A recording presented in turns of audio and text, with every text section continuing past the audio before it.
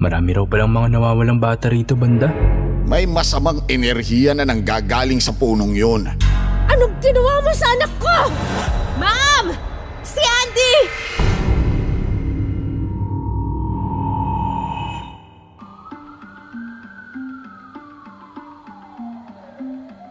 Para sa mga mahihilig makinig ng mga true crime stories and mysteries, subscribe to Takip Silim Mysteries. Narrated by me, Jupiter Torres. Takip Silim Mysteries. Subscribe now.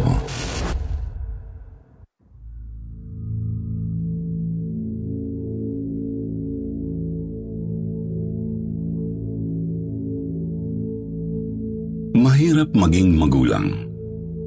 Lahat nakahanda mong gawin o isakripisyo para sa pinakamamahal mong anak. Uunahin mo palagi ang kanyang kapakanan at hindi mo siya hahayaang mapahamak. Basta, Sir Jupiter, alam ninyo na po yun, di ba? It may sound OA, pero ganun po talaga eh. Lalo kapag panganay. Kasi overwhelmed ka pa sa bagong responsibilidad. Newbie parent, kumbaga. Problem is, hindi rin maiiwasan ang mga maling desisyon as a parent. And these wrong decisions could lead to worst-case scenarios na pwedeng magpahamak sa anak mo. At sa karanasan po namin, ang pagbaliwala namin sa warnings ng papa ko ang naglagay sa buhay ng anak ko sa matinding panganib. Good day, Sir Jupiter. Just call me Jaya from Batangas.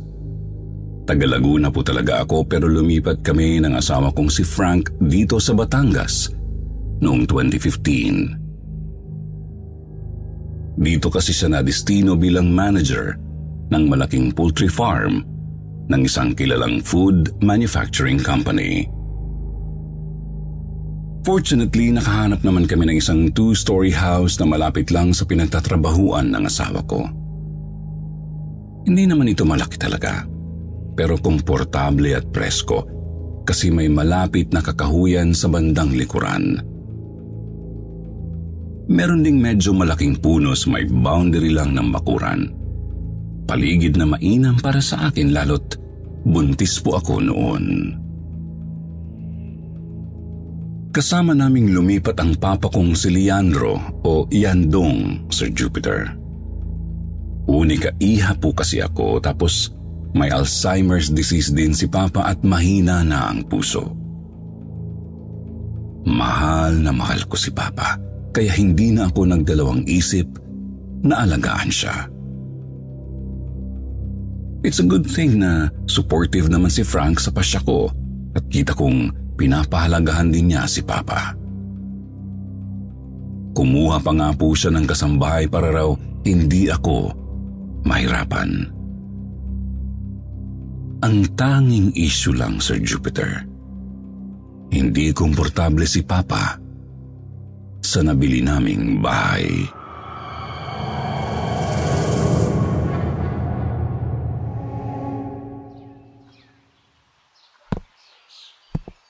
Bakit ba kasi ito pa ang binili ninyong bahay?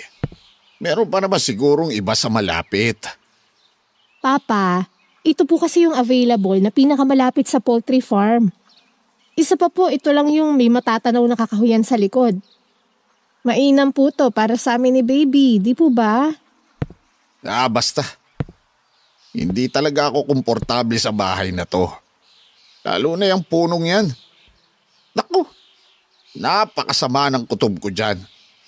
Dapat dyan, sunugin. Tapos budburan ng asin yung apoy eh. Grabe naman pa. Puno lang naman yan. Pakiramdam ko kasi, may masamang presensya dyan sa punong yan. Garantisadong may engkantong namamahay dyan. Baka guluhin pa tayo dito at mapapano pa yung mahal kong apo. Si Papa talaga, oo. Wag po kayo mag-alala, Papa. Okay na okay kami ni baby.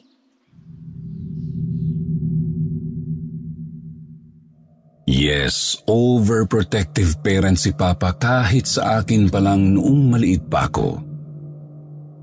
And he can become annoying from time to time.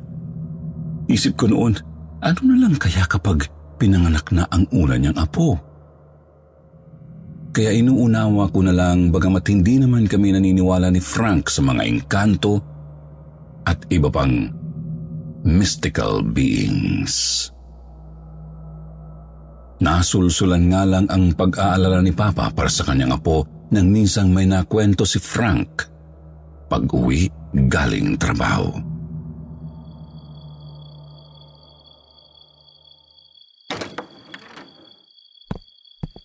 Mano po, Pa? Kawaan ka ng Diyos, iho. Oh honey, nakarating ka na pala. Kumusta ang trabaho? Ayos lang. Medyo nakakapagod pero kaya naman. Ang bango nitong tinolang manok Kami ni Didi nga nagluto niyan. Nakakabagot na kasing humilata lang buong araw. Nako, baka naman mapano kayo ni baby niyan. Hindi naman. Konting kilos lang naman, hon. Oo nga pala, honey.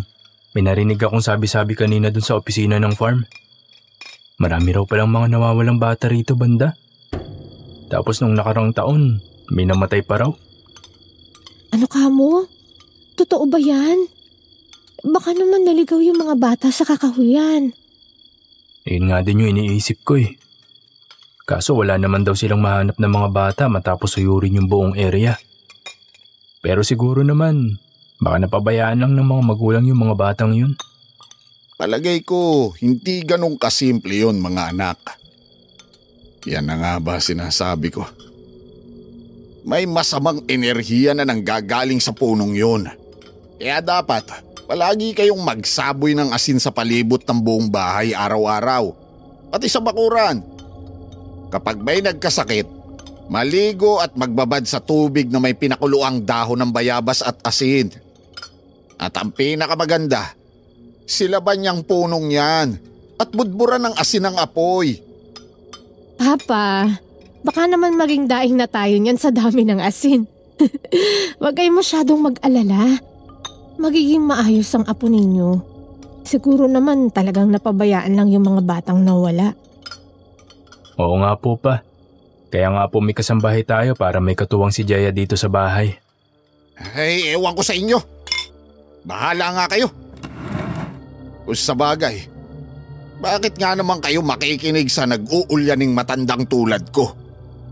Kayo yung malalakas pa ang katawan Kayo yung marurunong. Yan na nga bang sinasabi ko Nagtampo na naman si Papa.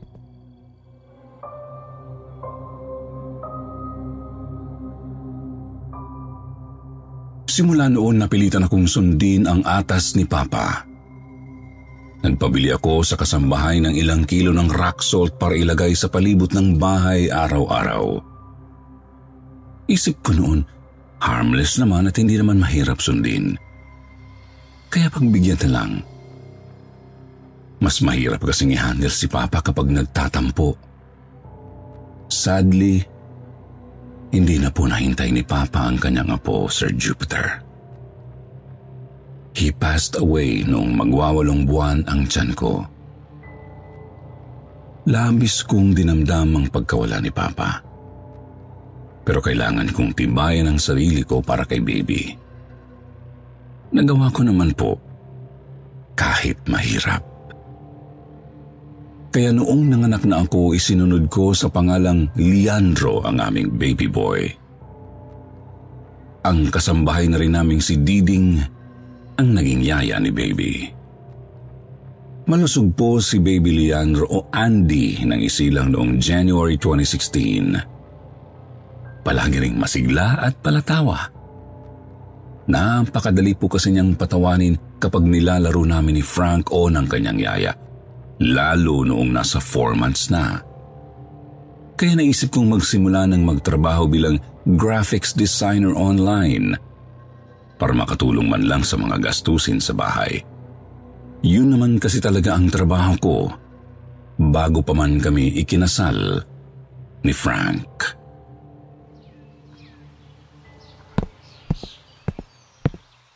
Ma'am, halina po kayo. Kain na po. Luto na yung request ninyong tinolang bangus. Akin na po muna si Andy para makakain kayo ng maayos. Kaya nga ako napalabas ng kwarto kasi naaamoy ko na yan. Lalaway tuloy ako. Pero, teka. Nasaan si sir mo? Andito lang ako. Galing ako sa likod bahay. Ginawan ko ng laruan si baby. Eto, tignan mo. Ayos ba? Frank naman! Hindi pa naman kaya maglaro ni baby ng kotse-kotseng kahoy. Na-excite lang ako. Ito naman. Ganito kasi yung laruan ko dati na gawa ni tatay. Kaya naisip kong gawan si Andy. Inukit ko muna mula sa sangan ng puno sa likod. Pwede namang itago muna natin. Tapos ibigay na lang sa kanya kapag pwede na. O siya. Tago mo na yan at kakain na tayo. Ay, ma'am. Ubus na nga po pala yung asin na pinangsaboy natin sa palibot ng bahay. Bibili po ba ako mamaya? Naku, wag na, Diding. Hayaan mo na lang. Po?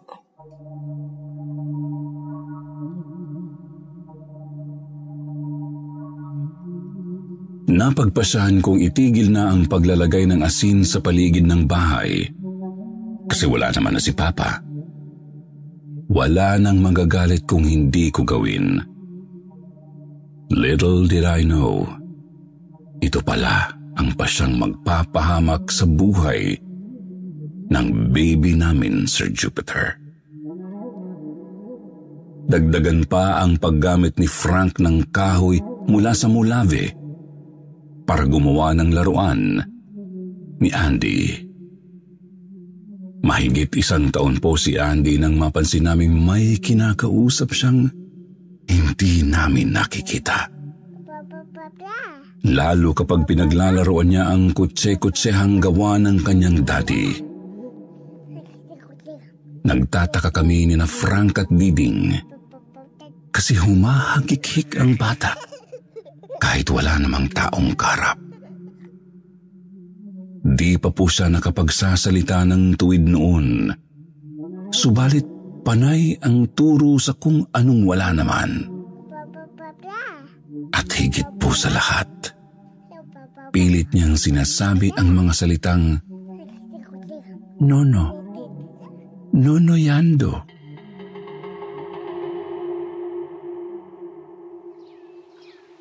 Nono? Anong Nono Yando ba, Andy? Baka po Lolo Yandong ang ibig niyang sabihin, ma'am. Lolo Yandong? Bakit mo naman tinuturo si Lolo Yandong ha, baby? Nandito ba si Lolo? Naglalaro ba kayo ni Lolo? Magkahalong saya at kilabot ang naramdaman ko sa napagtanto namin, Sir Jupiter. I'm happy na kahit sa kabilang buhay binabantayan pa rin kami ni Papa. However, medyo creepy din. Kasi espiritu na lang po niya yun eh. Multo na lang. As it turns out, tama pala ako. Sana pala pinakinggan ko ang kilabot na nararamdaman ko at gumawa agad ng hakbang para ilayo sa kapahamakan si Andy. Pagtungtong po kasi niya ng 2 years old, biglaan lang siyang naging sakitin. Bagay na ipinagtaka kahit ng kanyang doktor.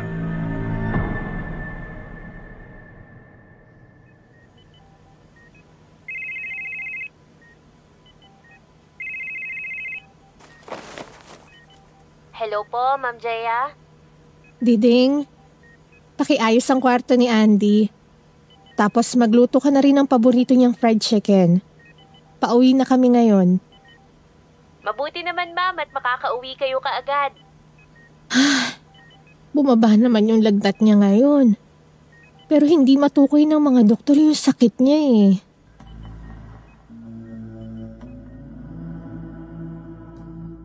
Sa loob ng 1 buwan, 3 beses po kaming nagpapabalik-balik sa ospital, Sir Jupiter. Subalit pare-pareho ang findings. Kahit sa magkakaibang doktor pa kami pumunta, wala silang makitang mali kay Andy. Pinapakonfine lang ng ilang araw tapos pinapalabas din matapos suriin. And to add to our worries, patuloy pa rin tinuturo ni Andy ang lolo Yando kuno niya. Binabantayan daw siya nito palagi. Kapag masama ang kanyang pakiramdam, hinahaplos daw nito ang kanyang ulo at dibdib.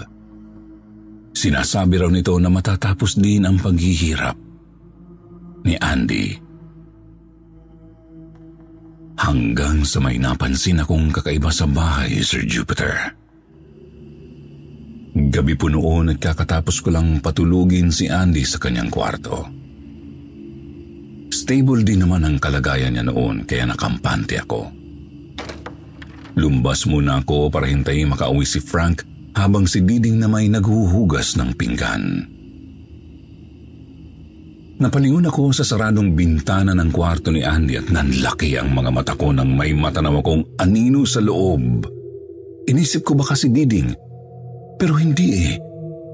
Napakatangkad. Malapad ang balikat tapos napakapayat.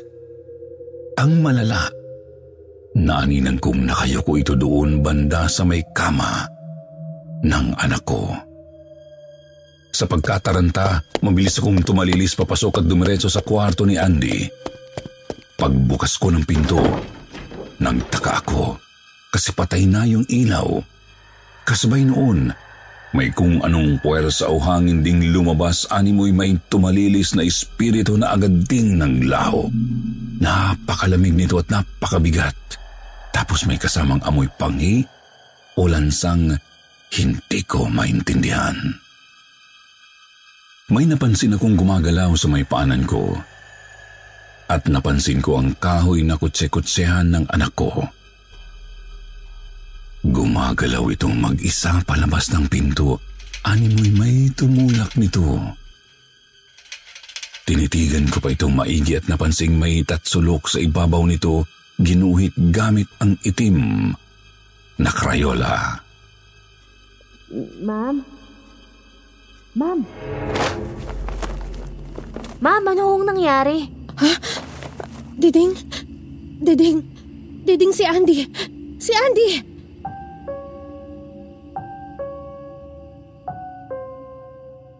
Hindi ko alam kung gaano ako katagal na estatwa dahil sa kakaibang hangin. Basta natauhan na lang ako na tinatapik na ako ni Diding sa braso. Agad naming ipinasok si Andy sa loob at napansin na napakataas na naman ang kanyang lagnat at nangangatal. Nang magising, ang laruang kutse-kutsehan ang unang hinanap ng anak ko. Kinuha ko naman ang laruan sa may pinto ngunit natigilan ako nang may maramdamang kakaibang lamig mula sa kahoy. Mabilis din namang nawala, but I'm sure hindi guni-guni yun, Sir Jupiter. Saklit lang yun but I really felt that chill down my spine. Since that night, hindi na po ako napalagay sa bahay. Kahit si Diding, hindi na nga rin komportable. Tanging si Frank lang ang hindi naniniwala na may nangyayaring hindi maipaliwanag.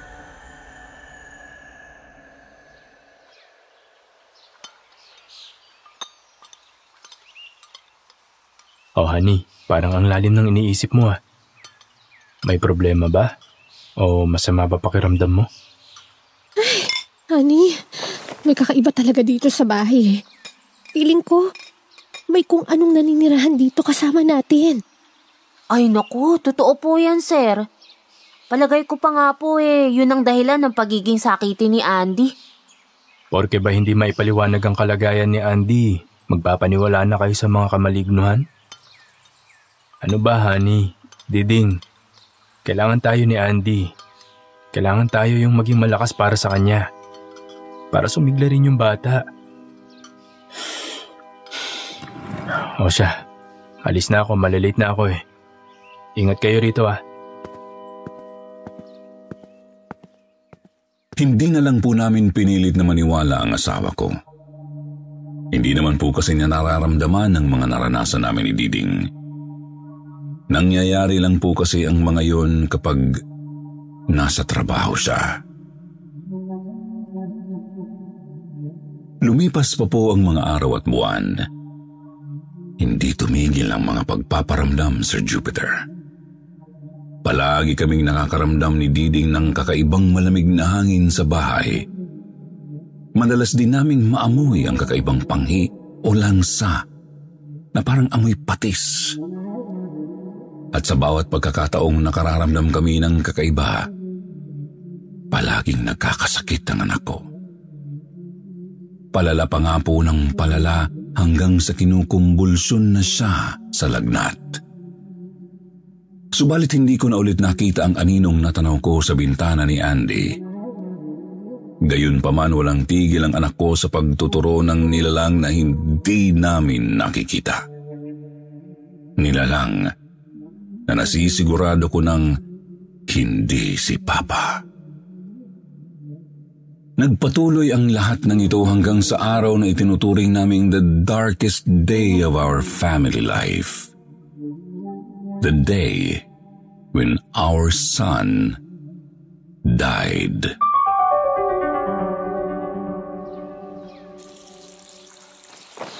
Good morning, honey. Tanghali na pala. Ba't naman di mo ako ginising? Naghihili ka pa kasi. Tsaka para makapagpahinga ka rin ng mahaba-haba. Ba't nga pala ikaw yung nagluluto dyan? San si Diding? Ayun, inutusan kong bumili ng asin. Asin? Gagawin mo ulit yung mga sinabi ni Papa? Oo, honey. Hindi na talaga kami komportable ni Diding dito sa bahay. Wala rin namang masama kung susunod na lang tayo, di ba? Well, it's your choice. Kung makakatulong yan para mapanatag ka, then okay.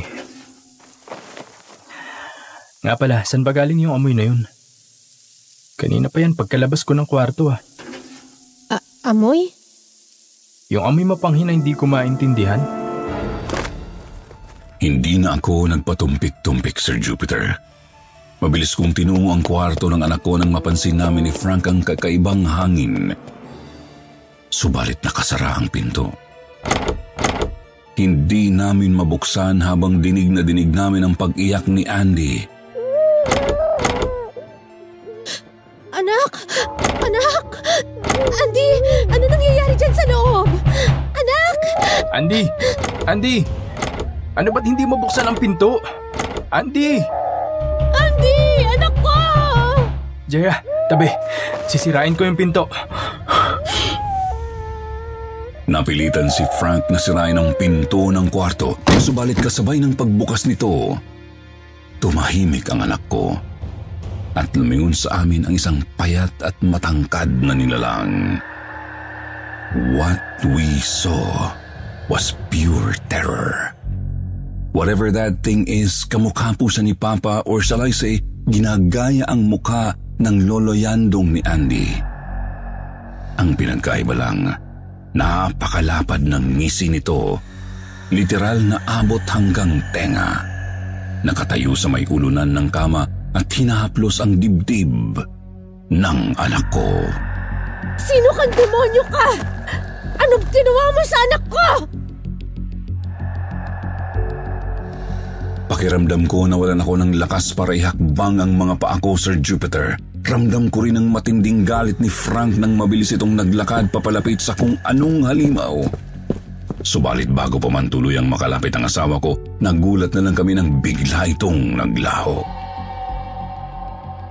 Nilapitan namin ang anak namin. Nakita kong hawak niya ang paboritong laruang kahoy. Laruang tuluyan ng naging itim ang kabuuan. Ngunit, napaiyak na lang kami nang mapagtantong hindi na humihinga si Andy at wala na ring pulso. Andy, gumising ka, anak. Gumising ka. Anong halimaw yun? Anong ginawa niya sa anak natin, Jeya? Ano? Sir! Ma'am! Ano hong nangyari? Wala na si Andy, Didi. Wala na. Kinuha siya ng halimaw. Wala nang anak ko. Jesus Mariosep!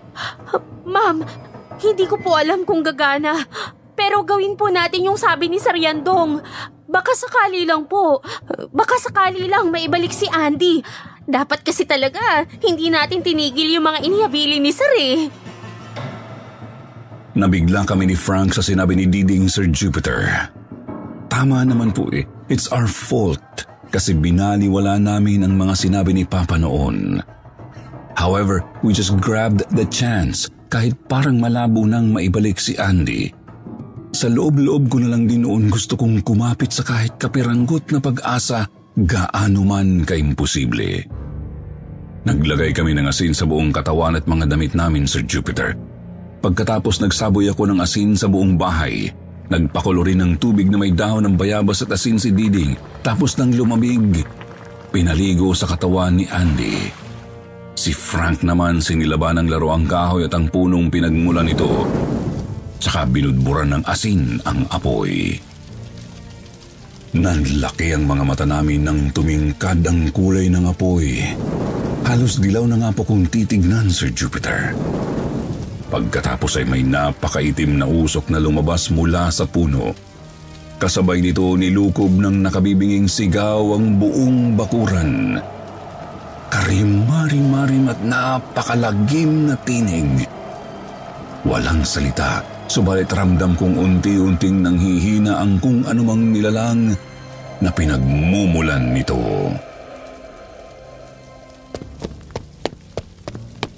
Ma'am! Sir! Si Andy! Nagkamalay na po si Andy!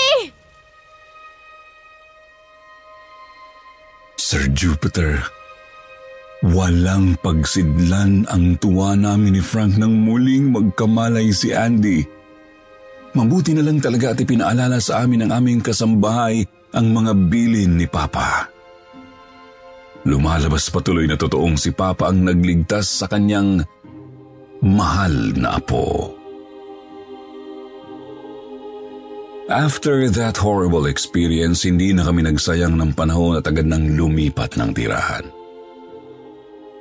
Sa bagong bahay naman namin, nakaugalian na rin namin magsaboy ng asin sa paligid araw-araw. Harmless naman eh. Saka para sa kapakanan lang din naman ng aming pamilya. Sa totoo lang, hindi pa rin namin naiintindihan kung ano talaga ang nangyari noon. Kung engkanto nga ba ang nilalang na yun at kung yun nga ba ang dahilan kung bakit marami nang namatay at nawalang mga bata roon.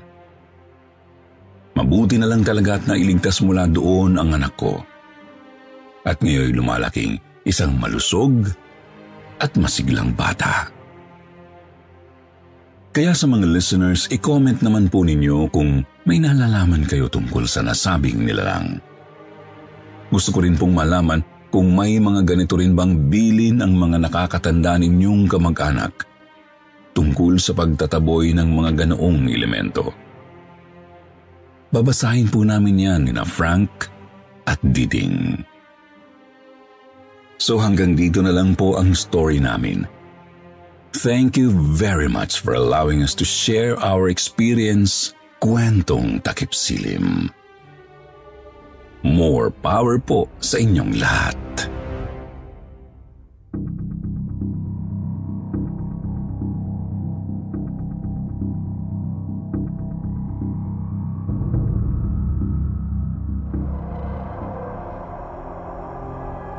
Sa mga kakwentong takipsilim naming mahilig makinig sa mga narrations, huwag niyo pong kalimutan ha, bumisita kayo sa isa pa naming channel na Sitio Bangungot. Puro narrations na ang ilalagay namin doon para po ito sa inyo sa mga gustong makinig ng mga kwentong pampaantok. Ito na ang pampatulog nyo tuwing 8 p.m. ng gabi. Huwag niyo pong kalimutan. Sitio Bangungot.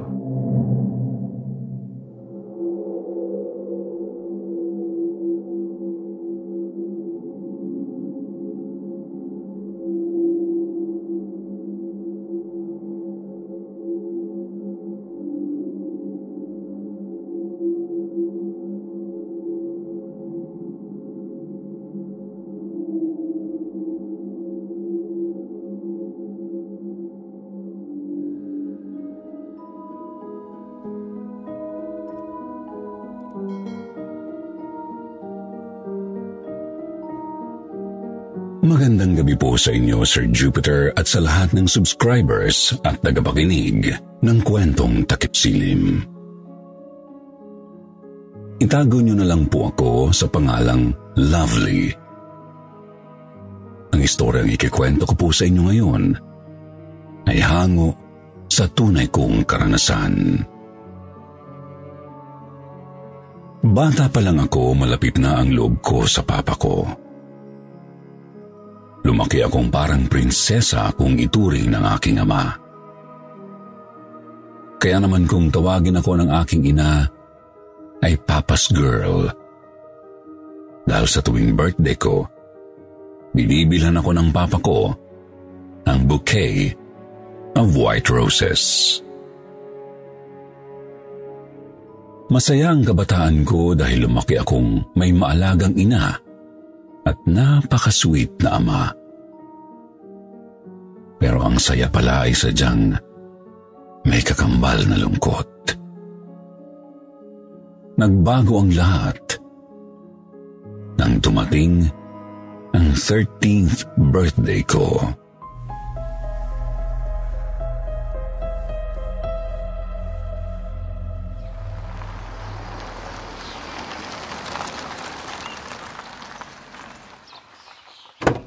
Bakit umaga ka na umuwi? Nasaan ang anak ko si Lovely?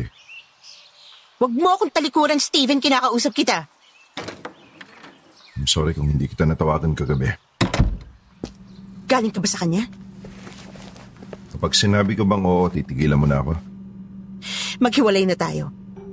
Kunin mo na mga gamit mo, umuwi ka na sa babaeng yon. Rose birthday ni Lovely ngayon. Wala na akong pakialam. Mas mahal mo talagang babaeng yun kaysa sa amin ng anak mo. Lumayas ka na! Mama, ano pong sabi niyo? Lovely, magpaalam ka na sa papa mo. Magpaalam? Bakit po, Mama? Ito nang huling birthday mo na magsasama kayo. Uuwi na siya sa babae niya. Totoo ba yun, Papa? May babae ka? Lovely, magpapaliwanag ako. Paano mo ipapaliwanag sa anak mong lahat? Sabihin mo! Tumahimik ka nga, Rose. Alam mo, hindi mo dapat sinabi ngayon sa kanya yung katotohanan. I hate you, Papa! I hate you!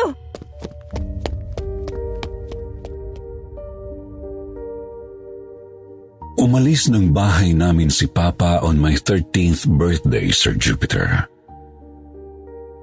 At doon na nagsimulang magbago ang Mama Rose ko. Wala na siyang inatupag maghapon, magdamag, kundi ang manigarilyo at uminom ng alak. 7 taon siyang nalugmok sa bisyo.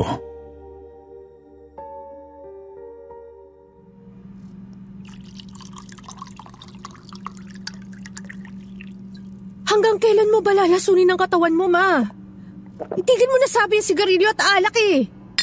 Akin na yan! Akin yan! Hoy! Balik mo yung alak ko! May liver cancer ka na. Please, kahit sa huling sandali ng buhay mo, umayos ka naman.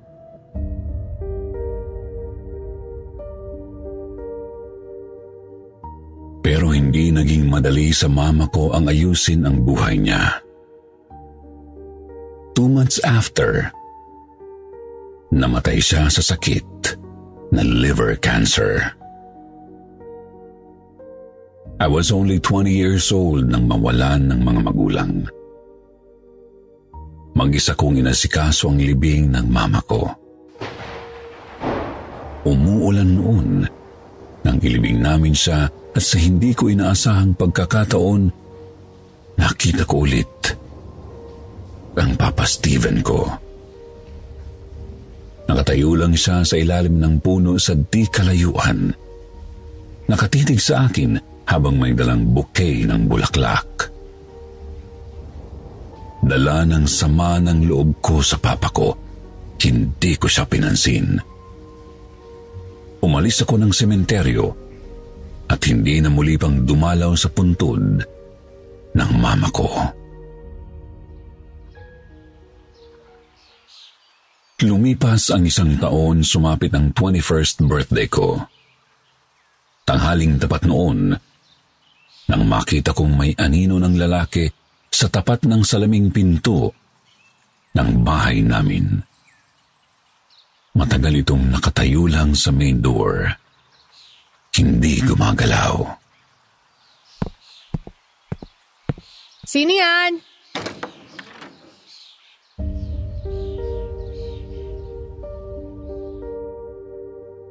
Pagbukas ko ng pintuan ay wala akong nakitang tao na nakatayo sa labas, maliban sa isang bouquet ng white roses na may card na nasa lapag. Dinampot ko ito.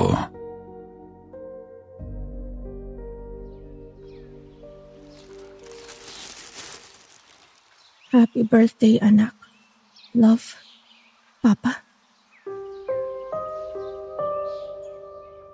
Dala ng galit ko sa ama ko, agad kong itinapon sa basurahan ang napakalaking bouquet ng puting rosas. Naulit ang pagkakataong iyon noong Valentine's Day. Pag-uwi ko mula sa trabaho, may malaking bouquet na naman ng white roses sa pintuan ng bahay namin. Galing na naman kay Papa. Itinapon ko ulit sa basurahan. Para tuluyan kong makalimutan ang alaala ng mga magulang ko, ipinilit kong i-divert ang atensyon ko sa ibang bagay. Nagpakabisi ako sa trabaho at na-promote ako. Kasunod nun, ang panliligaw ng office mate kong si Lance. Sinagot ko si Lance agad-agad at nang sumapit ang araw ng Pasko,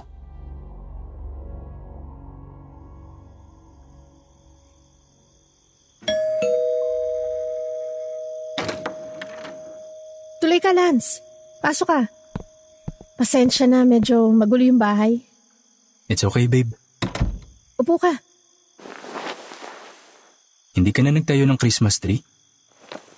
Para saan pa? Mag-isa lang naman ako sa buhay. Babe, wag mong sabihin yan. Nandito na ako sa buhay mo. Oo nga pala. Nandito nga naman palang boyfriend ko. May tao. Sino kaya yan? I'll get it. Wait.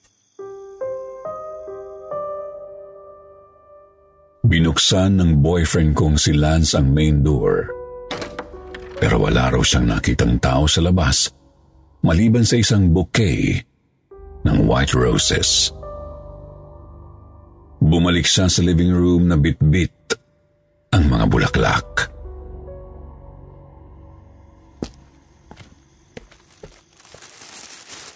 Ang sweet naman ng papa mo, babe. Pinadalhan ka pa ng bulaklak. Tignan mo tong nakasulat sa card. Merry Christmas, anak. Love, Papa. Itapon mo yan. What? I said, itapon mo yung bouquet na yan. Are you serious, babe? Why would I throw this away? Dahil galing yan sa papa ko. Hanggang ngayon ba, babe? Hindi mo pa rin napapatawad ang papa mo? Hindi ko siya mapapatawad. Lovely, what's wrong?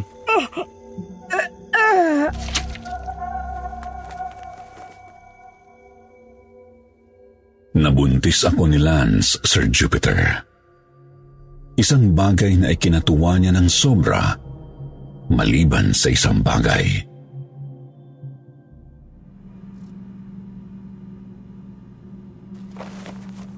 Babe, 2 months ka nang pregnant. Time flies so fast. After ilang buwan, manganganak ka na. Excited ka na ba? To be honest, Lance, hindi ako ganun ka-prepared. Parang may malaking butas dito sa dibdib ko. I feel so empty and lonely. Lonely? Oo, Lance. Malungkot. Siguro panahon na para tanggapin ko ang katotohanan. Panahon na siguro para patawarin ko ang papa ko. What a great idea, babe. Tama yun. Wala nang mas makakapagbigay ng kapayapaan sa'yo kundi patawarin ng papa mo. Makakabuti din yun para sa baby natin.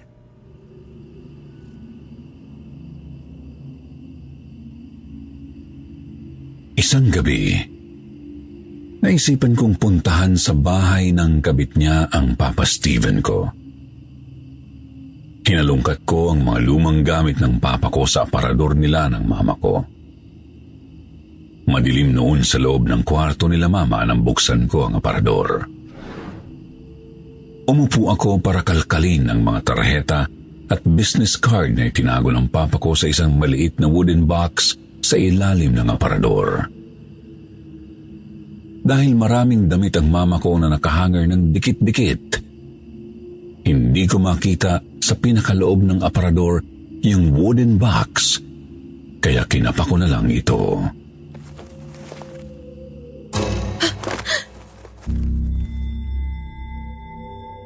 Napabalikwas ako, Sir Jupiter, nang makahawak ako ng isang malamig na paa sa loob ng aparador. Paa ng tao. Napatili ako ng todo.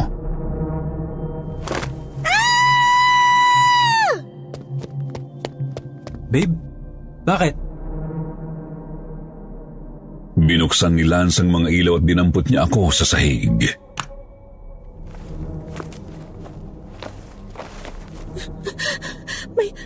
May paa sa loob ng aparador. Paa? Are you kidding me? Sigurado ako, babe. Paa ng tao yung nahawakan ko sa loob ng aparador.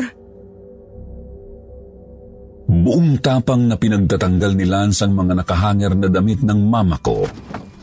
Pinakita niya sa akin na walang tao sa loob ng aparador. Walang paa, babe. Walang tao. Oh, look. Meron, I swear. May nakapa ako kanina. Ano ba kasi yung hinahanap mo dito sa aparador? Yun. Yung wooden box. Pakikuha naman, babe. Pakidala sa kwarto ko. Nahanap ko sa loob ng wooden box ang address ng kabit ng Papa Steven ko, Sir Jupiter. Kaya nang sumunod na araw, agad akong pumunta sa bahay nila.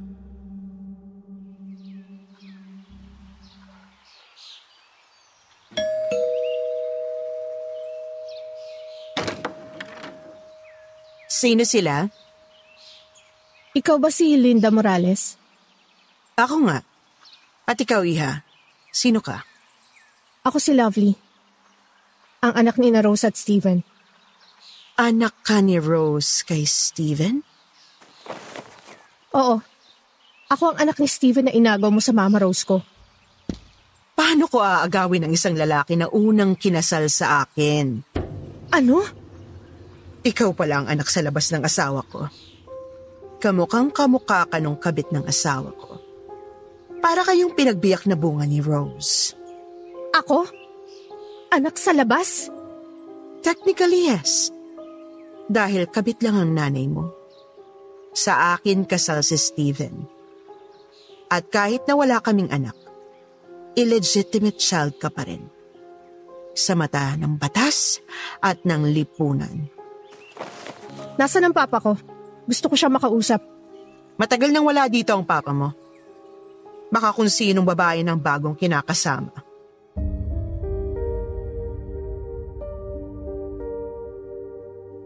Hindi ako makapaniwala sa natuklasan ko, Sir Jupiter.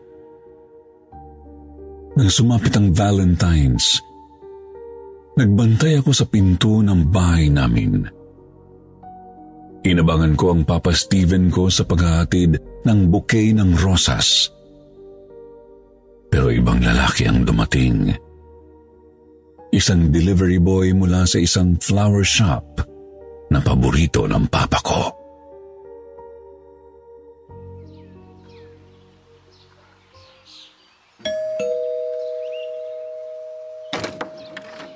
Sino ka? Nasaan ang papa ko? Ha? Hindi ko po alam kung nasan yung papa niyo. Napag-utusan lang po ako. Sinong nag-utos sa'yo na maghatid dito ng bulaklak? Si Mr. Miranda, yung may-ari po ng flower shop. Anong number ni Mr. Miranda? May business card ka niya? Meron, ma'am. Ito.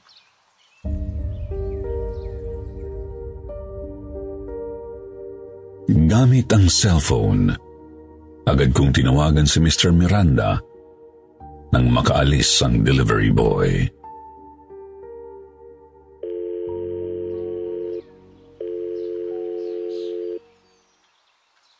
Hello? Who's this? Mr. Miranda, si Lovely po ito. Anak ni Steven. Oh, ikaw pala, anak ni Steven. Ako nga po. Alam kong si Papa ang nag-uutos sa inyo na bigyan ako ng bulaklak on special occasions. Nasaan ba ang Papa ko? Gusto mo makita ang papa mo? Sige, ipapakita ko sa'yo ang papa mo, pero... Sabihin mo sa Papa ko, gusto ko makipagkita sa kanya sa puntod ng mama ko sa susunod na araw. Ite-text ko sa inyo mamaya ang address ng seminaryo at directions papunta sa puntod ni Mama. Dalhin mo doon ang Papa ko. Sabihin mo kay Papa doon kami magkita, total birthday ni Mama yon. Gusto ko makumpleto ang pamilya namin kahit sa huling pagkakataon. At gusto ko rin sabihin sa kanya na magkakaapo na siya. Oh, okay. Okay, Lovely. See you.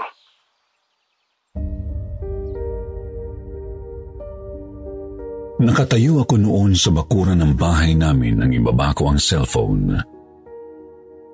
Bigla na lang akong natigilan nang makita ko sa poste sa kabilang kanto ang isang pamilyar na lalaking may dalang bouquet ng bulaklak. Papa? Kitang-kita ko si Papa Steven, Sir Jupiter. Nakatingin siya sa akin mula sa posteng kinatatayuan niya. Pinuntahan ko siya pero mabilis siyang naglakad papalayo. Papa! Papa, sandali! Mag-usap tayo! Mabilis maglakad ang papa ko. Nagdaan siya sa gitna ng mataong lugar. Hindi ko na siya matanaw, pero hinabol ko pa rin siya. Hinabol ko siya ng hinabol hanggang sa... Aray! Nadapa ako sa gitna ng kalye. Naalala kong buntis nga pala ako. Agad kong tiningnan kung dinudugo ako, pero laking pasasalamat ko ng... Babe, what happened? Anong ginagawa mo dyan sa semento? Si Papa, babe. Sinusundan ko siya. Papa mo? Nasaan? Sandali, nasaktan ka ba? Halika, tumayo ka. Umuwi na tayo.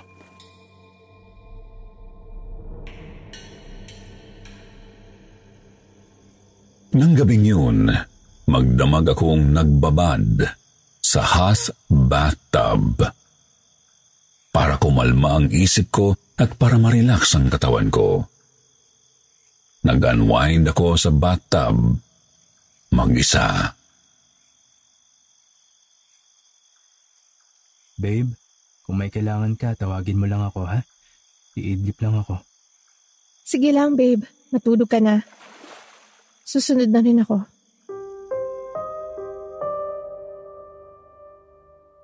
Ilang minuto lang matapos makatulog ni Lance sa kama, ay nakaramdam ako ng kakaibang lamig sa loob ng banyo. Napansin kong parang nagfa-fog yung sahig. Maingat akong umahon mula sa bathtub at nagsuot ng robe ko bago ako lumabas papunta sa madilim naming living room.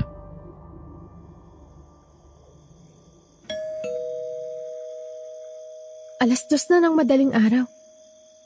Sino magdo-doorbell sa ganitong oras?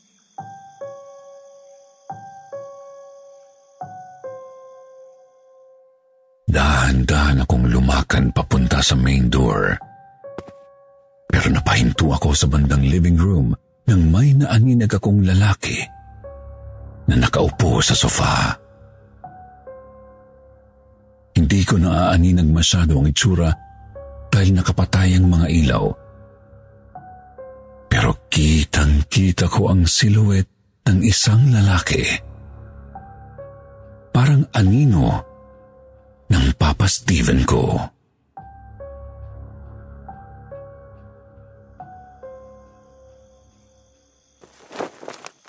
Sino ka? Babe? Babe, nasan ka? Nandito ako sa living room. Matulog na tayo. 2:00 na, babe. Yes, babe. Pabalik na ako dyan.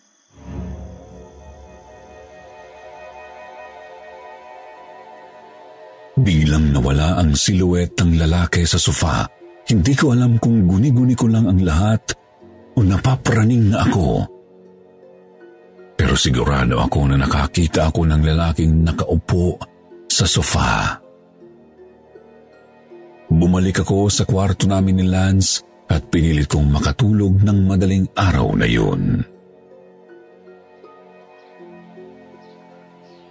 Nang sumapit ang birthday ng mama ko, pumasok sa opisina si Lance at nagsabi ako sa kanya na dadalaw ako sa sementeryo para ipagdiwang ang kaarawan ng mama ko. Natuwa siya sa desisyon ko, lalo na nang sabihin kong darating din ang papa ko sa puntod ng mama ko to finally meet me. Nang makarating ako sa sementeryo, nandoon na si Mr. Miranda.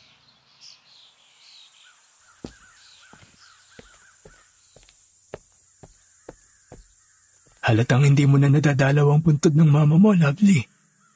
Tignan mo ang lapida niya. Nilulumot at natabunan na ng mga damo. Kaya nga ako nandito ngayon, Mr. Miranda, para humingi ng tawad sa mama ko. Dahil napabayaan ko ng puntod niya. At para harapin ng papa ko. Nasaan na pala siya? Handa ka na bang makita ang papa mo? Yes, Mr. Miranda. Handa na po ako. Okay.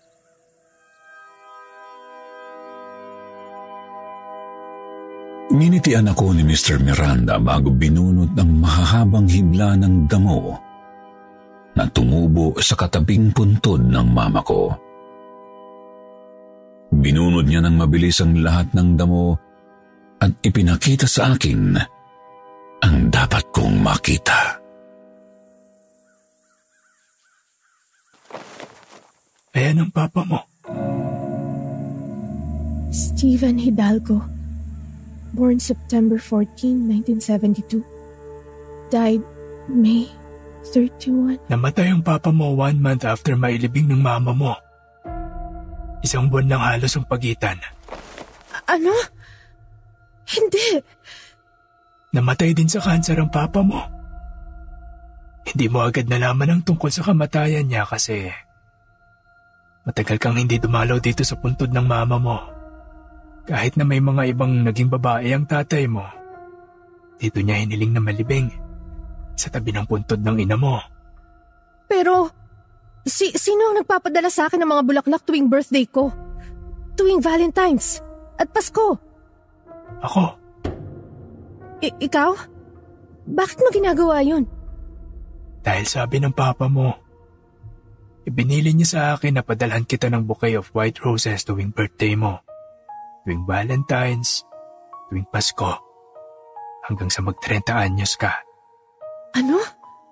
Binili na ng papa mo ang mga bulaklak sa one-time payment na binayad niya sa akin bago pa siya mamatay. Ginawa niya yun, Lovely, dahil sa pagmamahal. Bilang nag-iisa kanyang anak, ikaw daw ang pinakamahalagang babae sa buong buhay niya. Alam mo ba yun, Iya?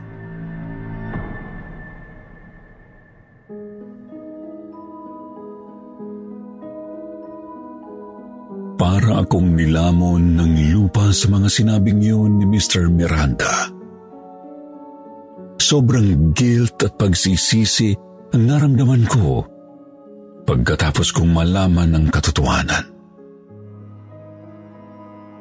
Hindi ko alam na ganun ako kamahal ng papa ko.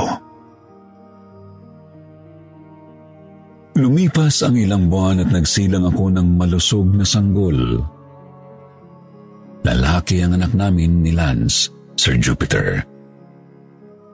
Pinangalanan ko siyang Stephen, sunod sa pangalan ng ama ko. Lumipas ang mga taon, panay pa rin ang padala ng mga bulaklak ni Mr. Miranda. Inipon ko na ang mga ito. Ang mga nalantang puting rosas, pinapreserve ko, Sir Jupiter. Ginawa kong malaking garden ng mga tuyot na rosas ang bahay namin hanggang sa mag-30th birthday ako.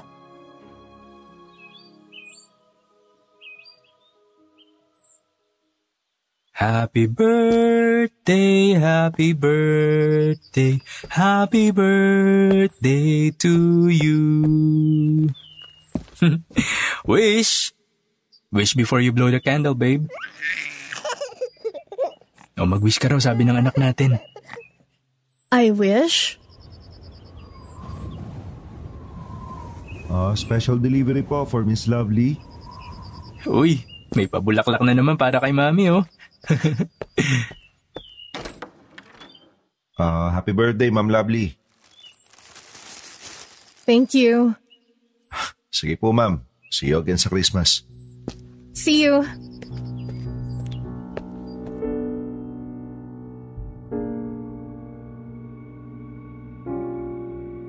Napahinto ako nang makita ko ang Papa Steven ko na nakangiti habang nakatayo sa ilalim ng poste sa di kalayuan.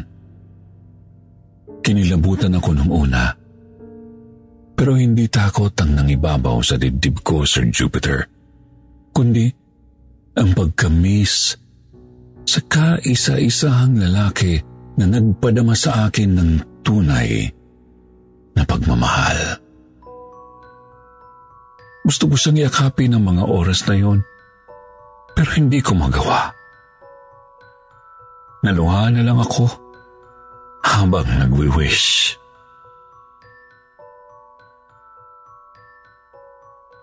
I wish na sana ay nasa payapang lugar na ang papa at mama ko. Sana ay pareho ng matahimik ang kaluluwa nila, saan man sila naroroon ngayon. Amen to that. Blow the candle now, babe. Blow! Blow! Blow!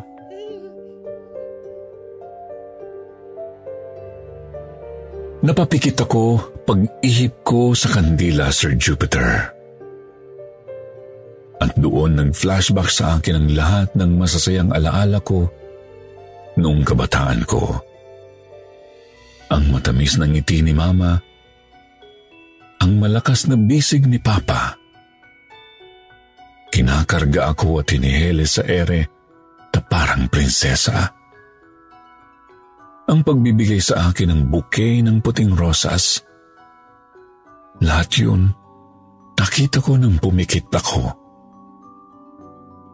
At nang ibilat ko ang aking mga mata, parang bulang naglaho ang imahe ng aking ama. Hanggang ngayon ay patuloy pa rin ang pag-aalay ko ng dasal para sa mama at papa ko, Sir Jupiter. Tuwing birthday nila ay dumadalaw kaming mag-anak sa puntod nila sa sementeryo. Nag-aalay din kami ng misa tuwing death anniversary nila. Hanggang dito na lamang po ang aking kwento, Sir Jupiter. Sana ay nagustuhan ninyo ang makulay kong istorya at naway may aral kayong napulot mula dito. Tunay ngang wala nang mas hihigit pa sa pagmamahal ng isang magulang. Maging ama mo man ito o ina. Wala nang tatapat pa sa lalim ng pinaghuhugutan ng pagmamahal nila sa atin. Kaya naman, dapat lang na parangalan natin ang ating magulang. Maging sino o anuman sila sa lipunan. Ang magulang ay magulang. Tulad ng sinasabi sa banal na Biblia, igalang mo ang iyong ama at iyong ina upang ikaw ay mabuhay ng matagal sa lupaing ibinibigay sa iyo ng Panginoon mong Diyos. Exodus 20:12. Hanggang dito na lamang at magandang gabi sa inyong lahat.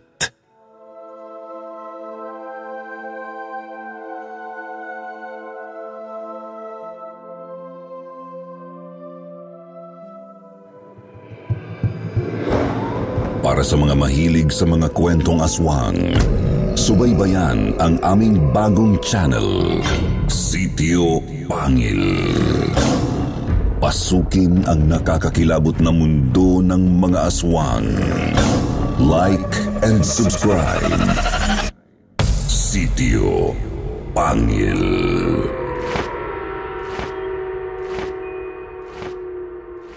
Alamin at pakinggan ang mga totoong kwento at salaysay sa likod ng mga misteryosong pagpatay at nakakamanghang pangyayari sa mga krimen na naganap sa iba't ibang sulok ng mundo. Takip Siling. True Mystery Stories. Ikikwento sa inyo ng inyong lingkod, Jupiter Torres.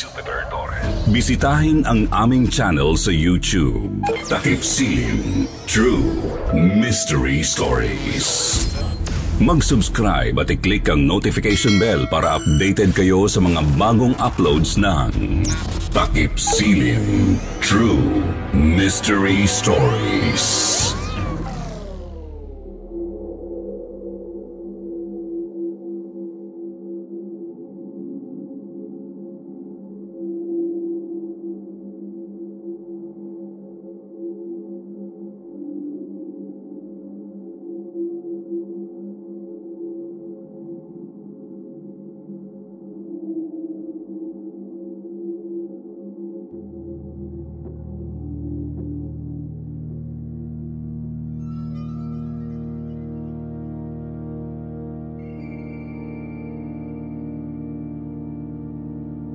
Hello po, Sir Jupiter.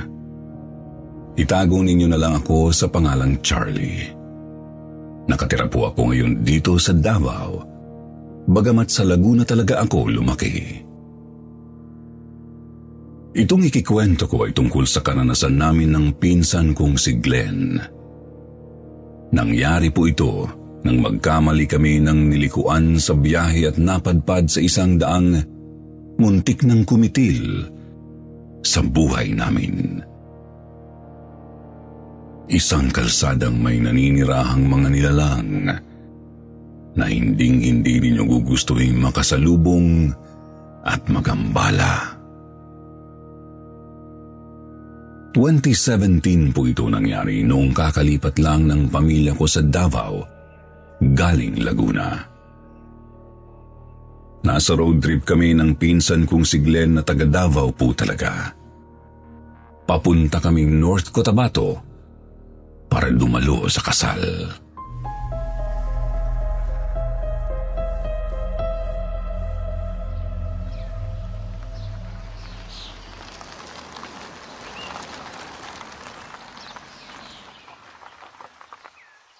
O ano na, Insan? Handa na? Kapon pa ako handa, no? Ikaw na lang hinihintay ko kung handa na ba yung sikot mo. Aba, hindi halatang excited ah. Nga pala, hindi ko pa kabisado ang dadaanan natin. Anak ng pating ka nga naman. Sigurado ko bang makakarating tayo sa pupuntahan natin yan? Ito naman, para namang hindi ka sanay na maggagala sa kung saan-saan. Magro-road trip tayo papunta doon para maglibang. At kung dadaan tayo sa di pamilyar na lugar, dodoble ang thrill, di ba? Huwag mo sabihing bahagbuntot ka na.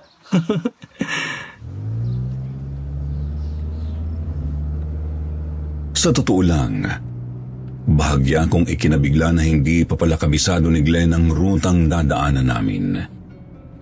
Pero tama naman nagro-road trip tayo para maglibang. Basta ba pamilyar sa kabuuang direksyon, hindi natin dapat alalahanin na maligaw. Pwede rin namang lumiko at umatras kung sakali, di ba? Kasama yun sa thrill. Masisira lang ang enjoyment kapag nasobrahan sa pag-aalala. Tanghali kami nagsimulang bumiyahe at bandang 2:00 nang lumiko mula sa Davao Cotabato Road. Nakailang liko pa po kami hanggang sa makarating sa bahaging konti lang ang mga bahay.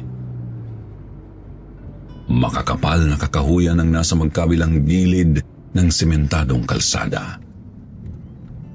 Tapos meron ding mga burol at bundok. Binuksan na nga po namin ang mga bintana ng kotse para namnamin ang sariwa at malamig na hangin. Pasado 3:00 naman ang pinahinto ni Glenn sa tapat ng isang karinderya ang sasakyan para magkape. Nagtaka ako kung bakit may kainan doon. Wala namang malapit na kabahayan. Kakahuyan lang ang nasa likod nito at gayon din sa kabilang dako ng kalsada. Isip ko, baka mga biyahero talaga ang mga customer nila. Pero wala rin naman ako nakitang ibang sasakyan mula noong huling liko namin. Pagkababa ko pa lang po, pansin ko ng kakaiba ang titig sa amin ng matandang tindero. Animoy nagtataka kung bakit may napadaang sasakyan sa kanyang kainan. Habang hinahanda ang order namin, ramdam ko ring may pagkabahala sa tingin ni Tatang. Gayunpaman, nanatili itong tahimik habang kumakain at nag-uusap kami ng pinsan ko. Subalit nang paalis na kami, bigla na lang nagsalita si Tatang at sinabing huwag na kaming tumuloy sa daan na yun. Pasensya na ako, narinig ko ang usapan ninyo, mga anak. Hindi naman sa nangingialam. Pero may mas madaling daan patungo sa bayang pupuntahan ninyo. Tatang, ayos lang ho. Nagro-road trip lang ho kasi kami. Gala-gala sa iba't ibang lugar, kumbaga. Gusto ho namin galugaran yung mga lugar na hindi pa namin kabisado. Gawin niyo ang gusto niyo, pero wag dito. Mapapahamak lang kayo. Bumalik kayo doon sa pinaglikuan niyo at umanap ng ibang mapagpapasyalan. Basta wag dito. Mapapahamak? Bakit naman po? Tay, may mga masasamang loob po ba sa kalsada na to? Ang mantahungal, ang halimaw na pinapatay ang sino mang gumagambala sa kanyang teritoryo.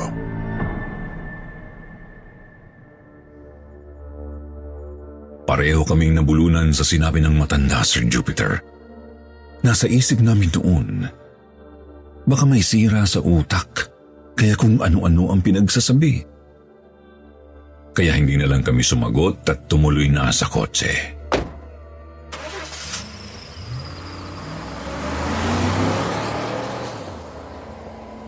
Mag-alas 4 nang makabalik kami sa biyahe, Sir Jupiter.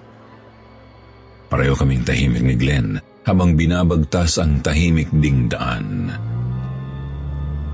Kung kanina ay may mangilan-ngilan pang bahay sa bahaging yun, ay wala na talaga. Puro malalaking puno na lang ang nasa gilid. Ang mismong kalsada naman, hindi na sementado, kundi pinatag na lupa na lang. Pansin ko ring may bumabagabag sa isip ni Glenn. Butil-butil na po kasi ang pawis nito at mayat-mayang sumisingap. Hoy, anong iniisip mo, Insan? Focus ka naman sa kalsada. Baka mapano pa tayo dyan sa ginagawa mo eh. Huwag mo na masyadong isipin yung sinabi ng matanda. Ha? Focus naman ako eh. Hindi ko naman gaanong iniisip yun. Pero insan, may kakaiba sa daan. Kanina pa walang mapagliko ang kanto eh. Puro malalaking puno lang sa magkabilang gilid.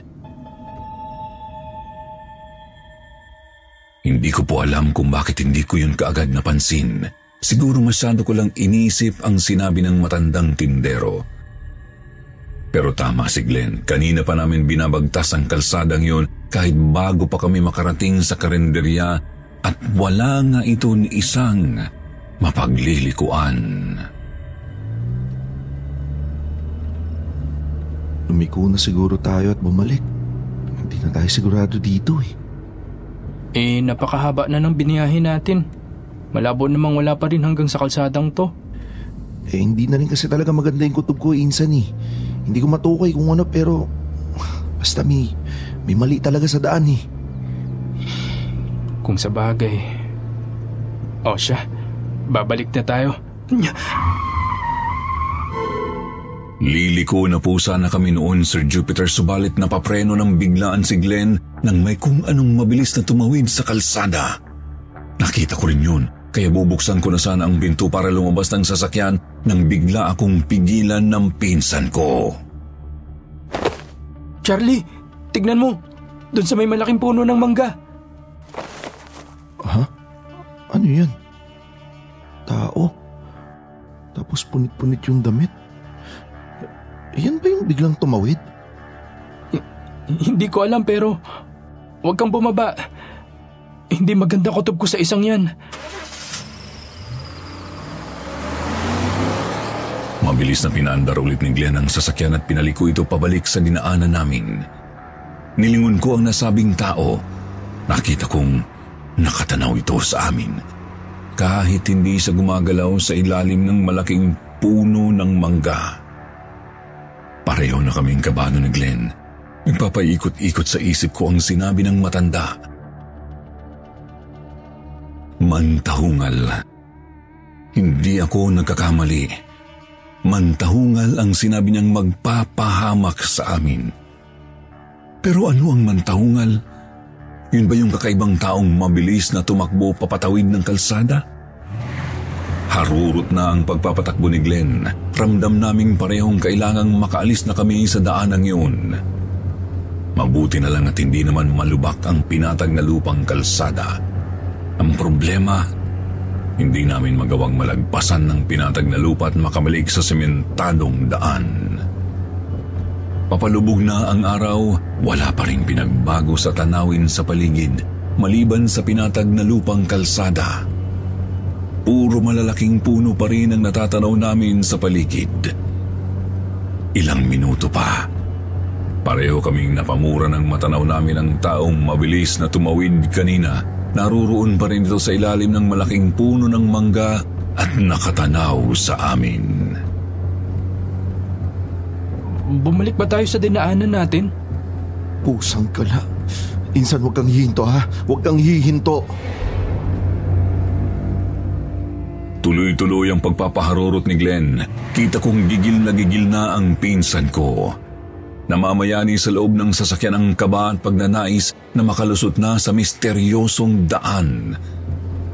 Subalit lalo lang nang ibayo ang kilabot namin nang mapansing bumalik na naman kami sa puno ng mangga na may tao sa ilalim. Hindi pa rin kami huminto at paulit-ulit kaming nagpapabalik-balik doon, Sir Jupiter. Matapos ang 3 ikot na hintakutan kami nang mapansing nakasunod na sa amin ang naturang tao. Napakabilis na ng takbo ng kotse pero nakabuntot pa rin sa amin ang tao. Ilang sandali pa, nagawa na nitong makasabay sa gilid ng sasakyan at bigla itong lumundag papunta sa ibabaw ng hood. Doon ko unang nakita ng malapitan ang unang kilabot namin noong gabing yun. Mukha ng pangkaraniwang lalaki, pero butot balat ito. Napakarami ring sugat-sugat sa buong katawan, sa mukha, sa braso, sa binti at kahit sa may lieg. Animo'y pinagsasaksak at pinagtataga ng kung anumang demonyo. Hindi ko nga po alam kung paano nangyaring nakakabit pa rin ang kanyang ulo sa lieg na konti na lang, bibigay na. Pinilit nitong sinusubsum ang mukha sa windshield. Nababahira na nga ako ng dugo ang salamin. Si Glenn naman pumreno ng madiin para ilaglag ang nasabing nilalang, pero sadyang malakas ang kapit nito sa hood. Imbis na tumilapon, tuluyan pa nitong nailusot ang mukha sa windshield nang hindi nasisira ang salamin. Doon ko naisip na isang multo o espiritu ang nilalang na yun, Sir Jupiter. Yun man ang sinasabing mantahungal o hindi. Ang nasigurado ko lang noon, isa yung espiritu. Lalabas na sana kami ng kotse para takasan ang mantahungal, subalit bigla nitong hinablot si Glenn. Tinitigan sa mata tsaka biglang naglaho.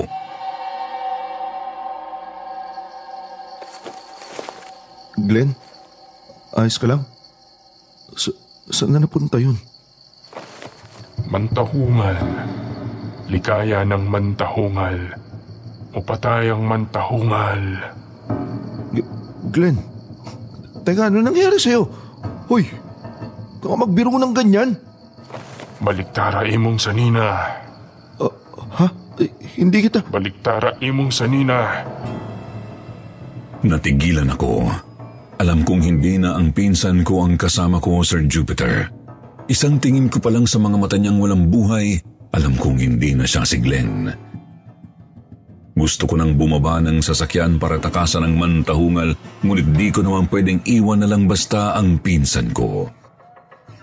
Agawin ko na lang kaya ang manibela. Pero sa bilis niyang tumakbo, paniguradong malakas ang nilalang na ito. Paano kung patayin niya ako? Pinilit ko na lang unawain ang kanyang mga sinasabi, ngunit hindi ko maintindihan. Hindi po kasi ako marunong magbisaya. Subalit nagtaka ako nang bigla niyang hinubad ang suot na t-shirt tsaka sinuot ulit ng pabaliktad. Natauhan na lang ako nang pinaandar niya ulit ang kotse. Pinaliko at pinatakbo ng mabilis. Nanginginig kong binaliktad ang damit ko tsaka sinalampak ang sarili sa upuan. Sumakit ang ulo ko kakaisip kung ano ang mangyayari sa amin ni Glenn at maging sa paulit-ulit na sinasabi ng mantahungal na sumapi sa pinsan ko. Mantahungal, palayo sa amo mantahungal, palayimi mantahungal. Tuluyan nang lumubog ang araw at pumalit ang bilog na buwan. Hindi pa rin tumitigil ang nakasapi kay Glenn sa kanyang mga sinasabi. Naisip ko tuloy baka mantahungal ang tawag sa kanya kasi yun ang paulit-ulit niyang binibigkas. Hindi pa rin nawawala o nababawasan man lang ang kilabot na bumabalot sa akin. Hanggang sa mapapiglas ako nang biglang magsumigaw ang kasama ko. Mantahungal! Ana-ana ang mantahungal! Lintik naman, Glenn, oh. Ano ba naman kasing... Sir Jupiter, natigilan ako nang makita ang isa pang nilalang na natanglawan ng ilaw ng kotse. Naaninag kong napakalaki nito at may hawak na patalim. Nakatayo sa mismong gitna ng kalsada at sa isang iglap bigla itong lumundag bago pa man masagasaan ng kotse. Dumiretso ito sa ibabaw ng sasakyan at malakas na kinalampag ang bubong. Halos hindi na ako makahinga sa kilabot lalo kapag tinatanaw ko ang anino ng halimaw.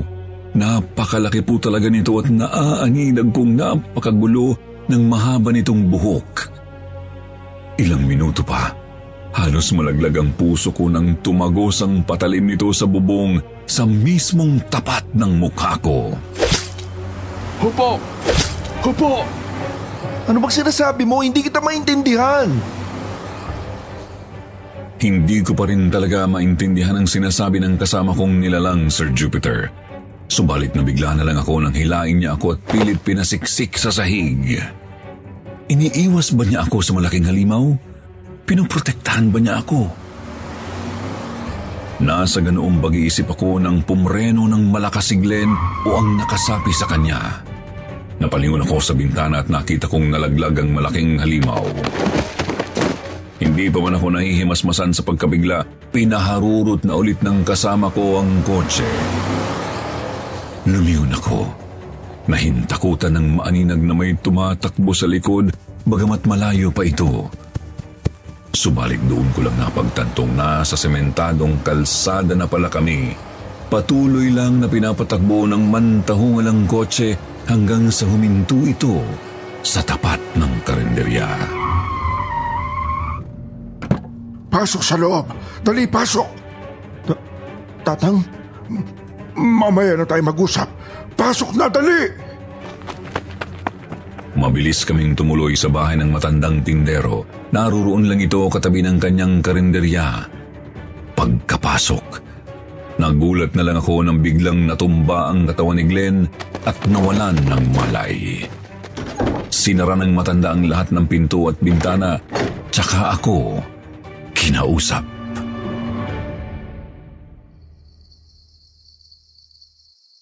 Alam ko nang mangyayari ito Alam ko nang mangyayari ito. Maiingay ang mga sasakyan at ayaw ng mantahungal sa kahit anong artipisyal na ingay o sa kahit anong panggagambala sa tahanan niya. Wala na po ba yung mantahungal sa katawan ni Glenn? Ha? Ano bang sinasabi mo? Hindi yun ang mantahungal. Yun si Fernando. Hindi matahimik na kaluluwa ng isa sa mga biktima ng mantahungal. Ang mantahungal yung malaking halimaw na humahabol sa inyo. Ano? Yun ang pumapatay? Paano kung makapasok yun dito? Hindi papasok yun. Protektado ang buong bahay at karinderya ko laban sa mantahungal. Isa pa, hindi naman niya ginagalaw ang mga taga rito sa amin kasi ginagalang naman namin ang kanyang tahanan. Pero kung lalabas ka, paniguradong patay ka.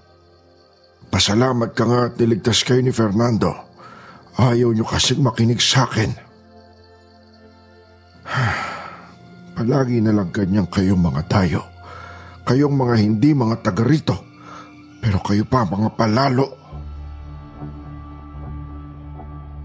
Anak ng tipaklong naman ang mantahungal pala ang malaking halimaw na humabol sa amin at hindi ang lalaking sumapi kay Glenn. At kung hindi dahil sa kaluluwang iyon na si Fernando, malamang ginawa na kaming hapunan ng mantahungal. Lalong sumakit ang ulo ko doon, Sir Jupiter. Mabuti na lang at nang magandang loob ang matandang si Mang Felipe at pinagpahinga muna kami sa bahay niya.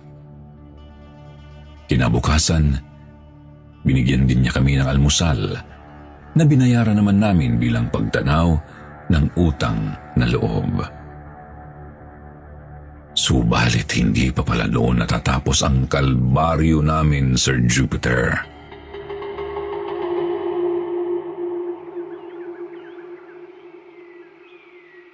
Aalis ba kayo agad ngayong araw?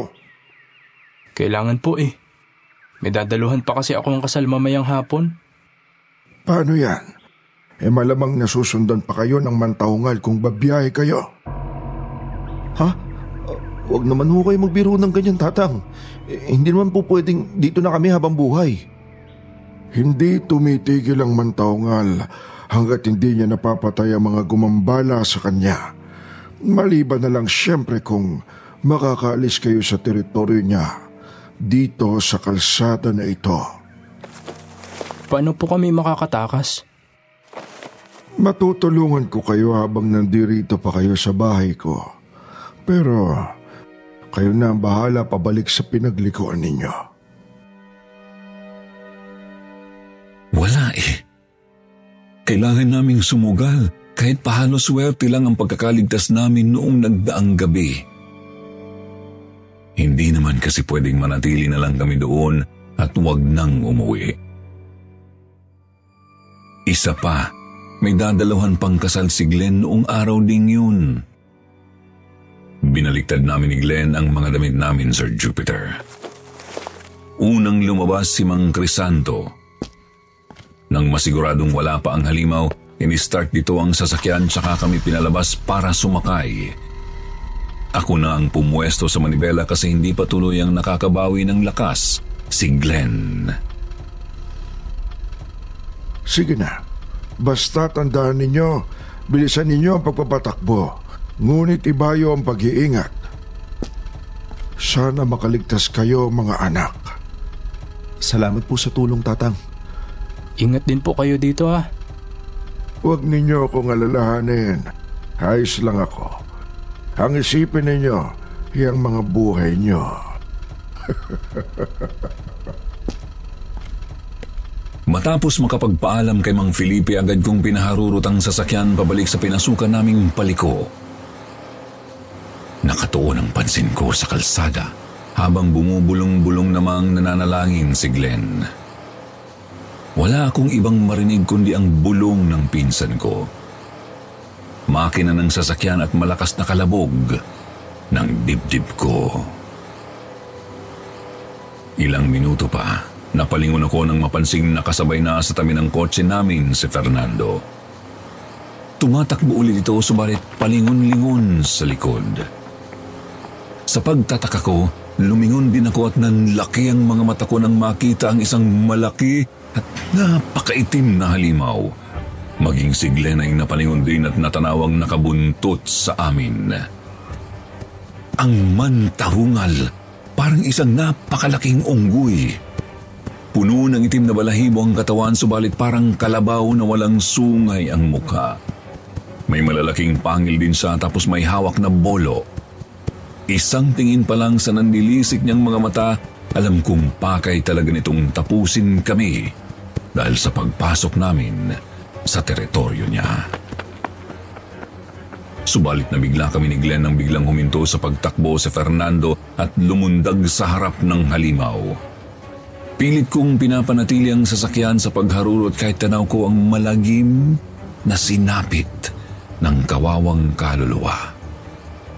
Kita ko sa side mirror kung paano pagsasaksakin ng dambuhalang mantahungal si Fernando.